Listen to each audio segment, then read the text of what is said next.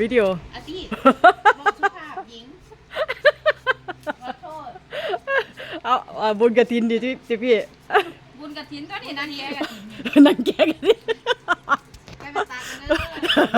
เดี๋ยวมันจะบ่งาม ไม่ได้ปอบเป็นปอบ ถึงแสงว่าได้ยังไงแล้วนางก็โบอยู่เด้อ แสงอายุสื่อแสง พวกเจ้าก็ได้เด้อ นี่ บุญกระถินเอากระถินแม่นบ่ ปอกระถินใส่ส้มตำน้องคบกระถินเด้อ บุญกระถินนี่ลินี่กระถินแท้ๆเลยนี่เบิ่งดูนี่นั่งดีบ่น้อย นั่งดีๆได้อีออกเด้นั่งบ่ดีอีออกเด้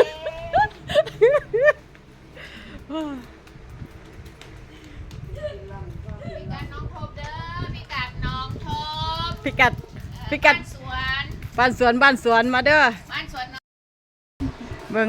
หัวบ้าน อยากไปด้วยมีเว้นมีกรรมหลายอยู่ไปบ่ได้อยากเข้ากล้องดูตัดแม่ตัดเว้นตัดกรรมแม่เอ้ยเขาเดี๋ยว ๆอยาก มัน